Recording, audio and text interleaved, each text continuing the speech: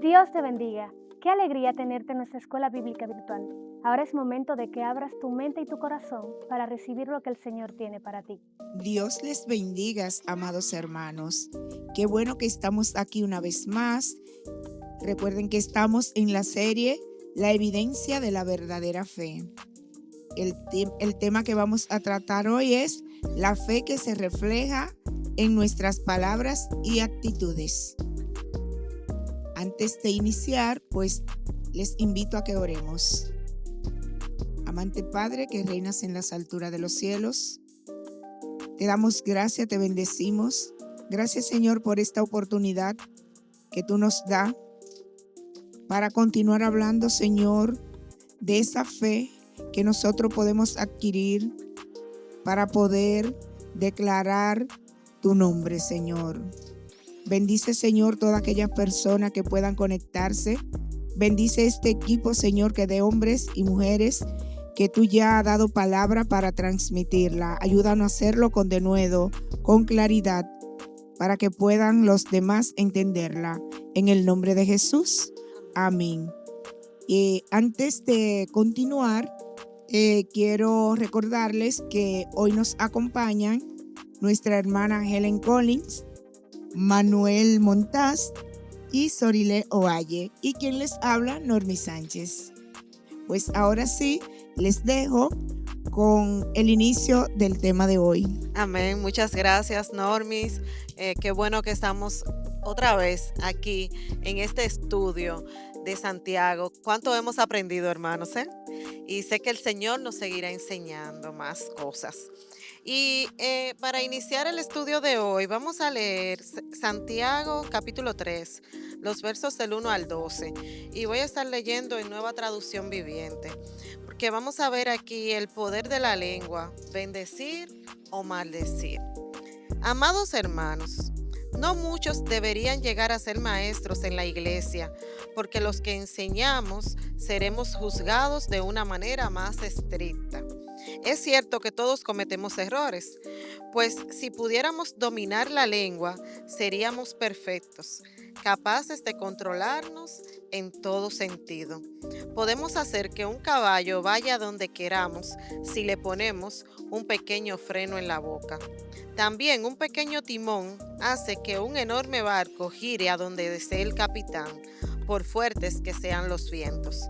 De la misma manera, la lengua es algo pequeño que pronuncia grandes discursos. Así también, una sola chispa puede incendiar todo un bosque. De todas las partes del cuerpo, la lengua es una llama de fuego en un mundo entero de maldad que corrompe todo el cuerpo. Puede incendiar toda la vida porque el infierno mismo la enciende. El ser humano puede domar toda clase de animales, aves, reptiles y peces, pero nadie puede domar la lengua. Es maligna e incansable, llena de veneno mortal. A veces alaba a nuestro Señor y Padre y otras veces maldice a quienes Dios creó a su propia imagen. Y así, la bendición y la maldición salen de la misma boca. Sin duda, hermanos míos, eso no está bien. ¿Acaso puede brotar de un mismo manantial agua dulce y agua amarga? ¿Acaso una higuera puede dar aceitunas o una vid higos? No, como tampoco puede uno sacar agua dulce de un manantial salado. ¡Wow! Domar la lengua es difícil. Y lo dice aquí Santiago, que por más que uno lo intenta, por más que uno trata de hacer las cosas correctamente, no logra domar la lengua. Y qué terrible que desde de esa, con nuestra boca, con nuestra lengua, adoramos a Dios, pero también entonces, cuando tenemos un conflicto, maldecimos a esa otra persona que Dios creó a su imagen y semejanza, igual que como nos creó a nosotros. Y como veíamos en el estudio anterior, o sea, nuestra vida debe de glorificar a Dios y parecernos más a Él, no intentar cada día vivir a nuestro propio parecer.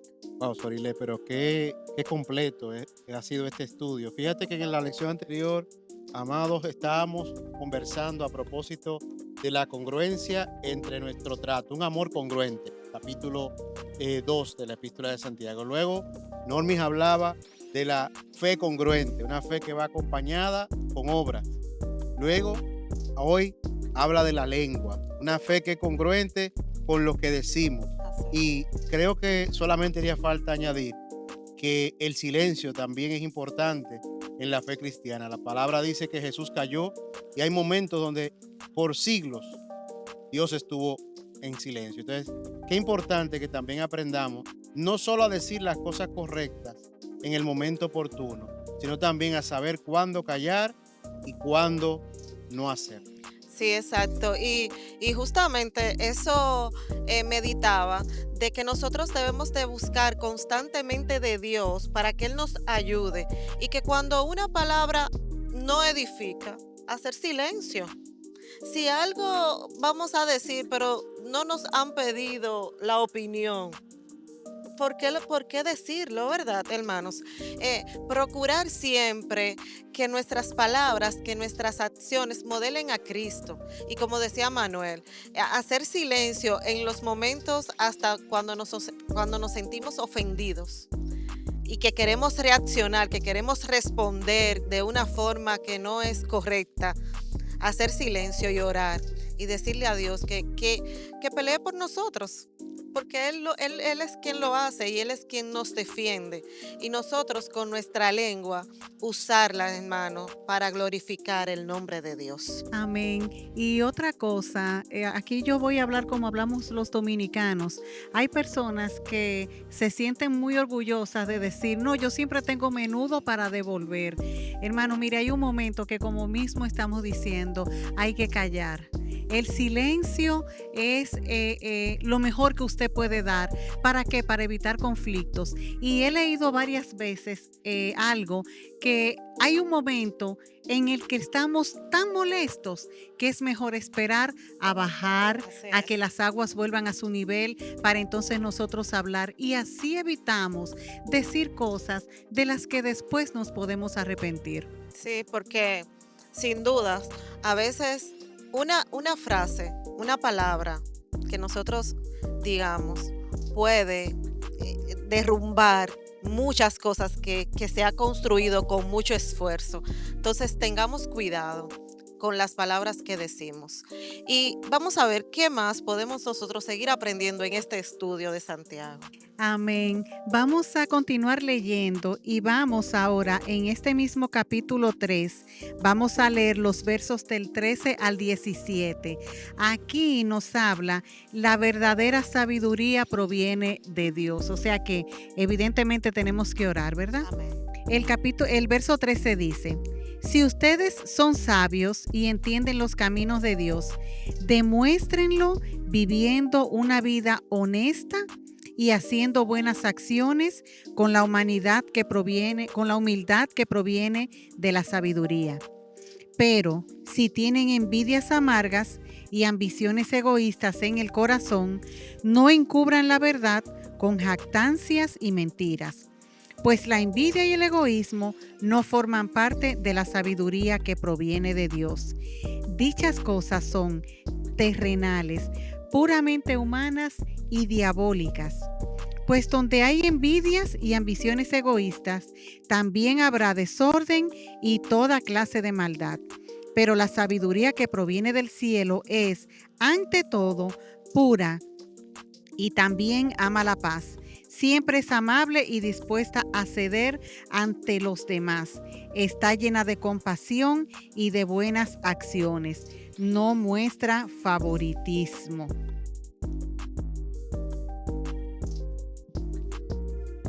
Dice, ¿verdad? Aquí Santiago nos habla de dos tipos de sabiduría.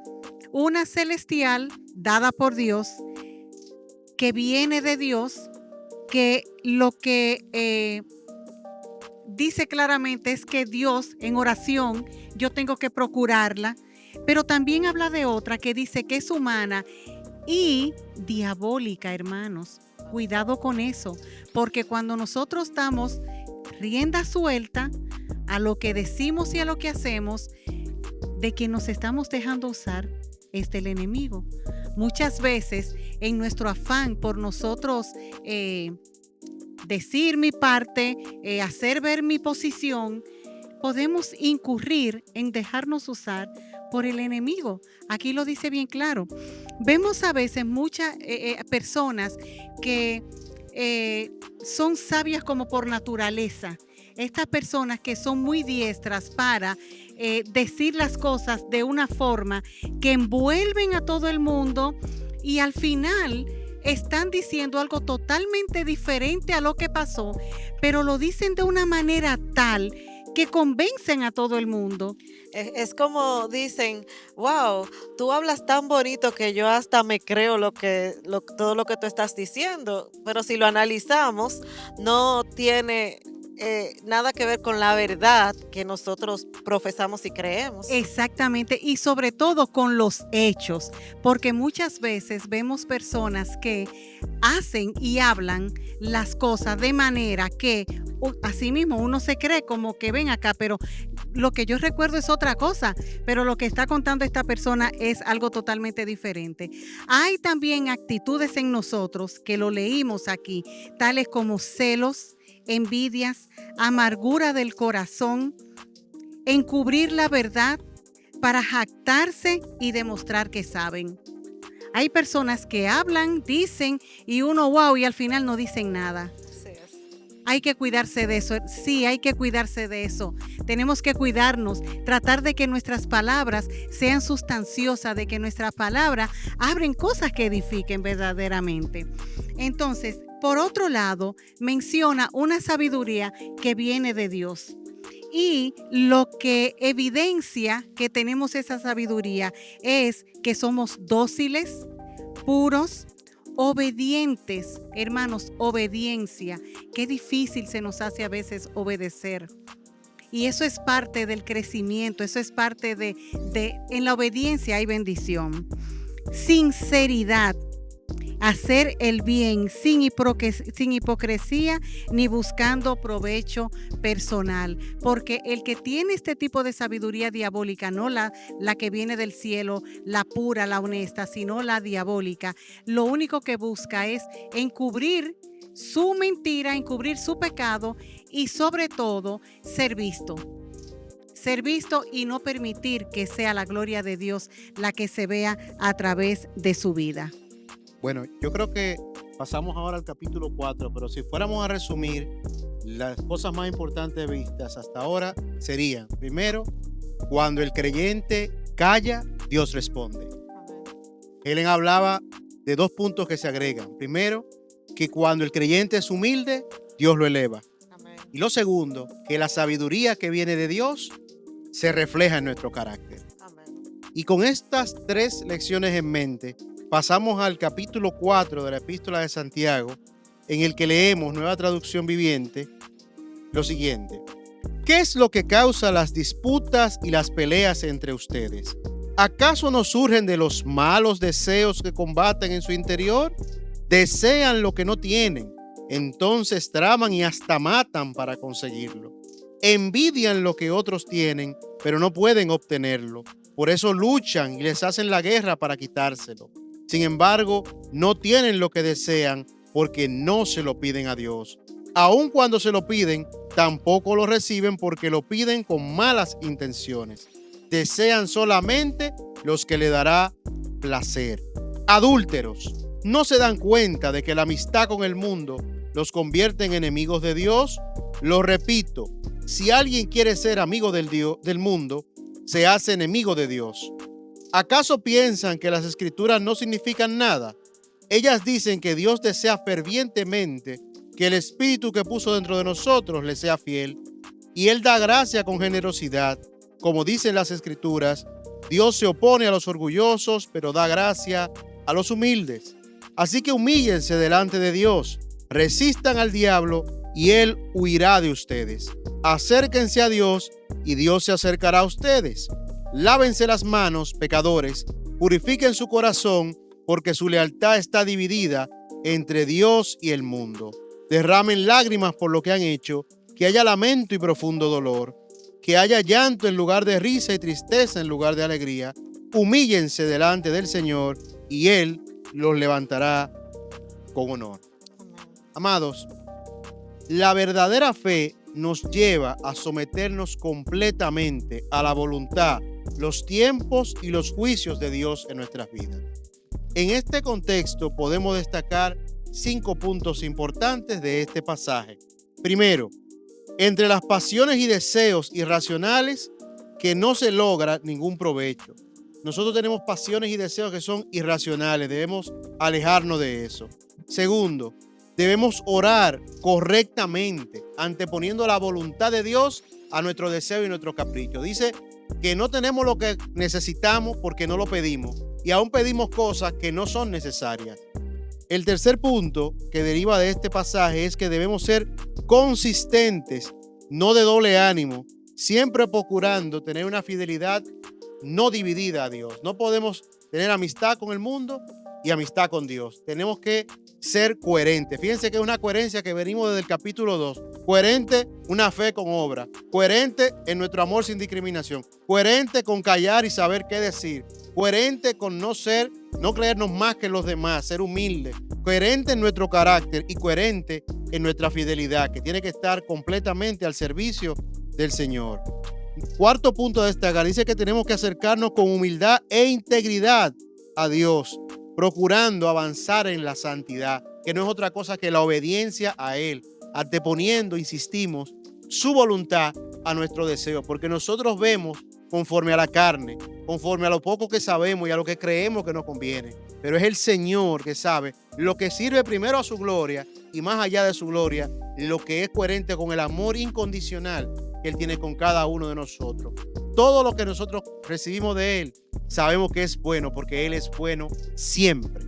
Y finalmente, dice este pasaje, Normis, que no debemos juzgar, difamar, criticar con malicia aún a otros seres humanos, no importa quiénes sean. La disposición a estas cosas, nuestra inclinación a ella evidencia maldad. Tenemos que pedirle a Dios que nos limpie, nos haga ser como Él, que no tengamos esa disposición a señalar, envidiar, criticar, emular al otro, porque realmente si en Él hemos recibido plenitud y amor, no tenemos que mirar a otra cosa. Muy bien, Manuel, como tú lo dijiste, no le agrada a Dios la crítica, pues el tema que voy a tratar ahora es contra la crítica y el juicio indebido. Y voy a estaré leyendo en Nueva Traducción Viviente. Y el tema de esta lectura es no juzgar a los demás. Amados hermanos, no hablen mal los unos de los otros. Si se critican y se juzgan entre ustedes, entonces critican y juzgan la ley de Dios. En cambio, les corresponde obedecer la ley, no hacer la función de jueces. Solo Dios, quien ha dado la ley, es el juez. Solamente Él tiene el poder para salvar o destruir.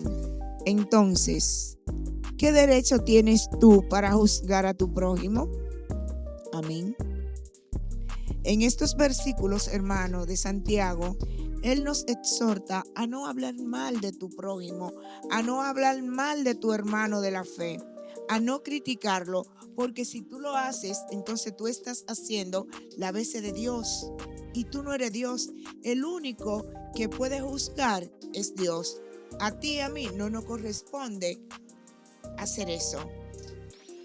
Entonces, si tú lo haces o yo lo hago, pues estamos criticando la ley de Dios y eso no le agrada al Señor. Entonces, nosotros debemos de reflexionar sobre la importancia de la humildad en nuestra relación con los demás. ¿Queremos tener una buena relación con los demás? Pues vamos a tratar, como nos dice Santiago hoy, no criticar al hermano. Si tú quizás sientes algo de un hermano, en vez de criticarlo, pues siéntate y dialoga con ese hermano. Porque a Dios no le agrada que ni delante ni detrás estemos criticando. porque es fácil caer en la tentación de criticar y murmurar. Wow, es muy fácil, pero vuelvo y te repito, no es del agrado de Dios. Amén, Normis. Y debemos tener en cuenta que, como dice la palabra, con la vara que medimos vamos a ser medidos. Entonces, así mismo como yo juzgo a otro, pues de esa misma manera voy a ser juzgada yo. Así es, Helen. Y recordar que solamente el único juez es Dios. Y es el único que puede juzgar de manera justa.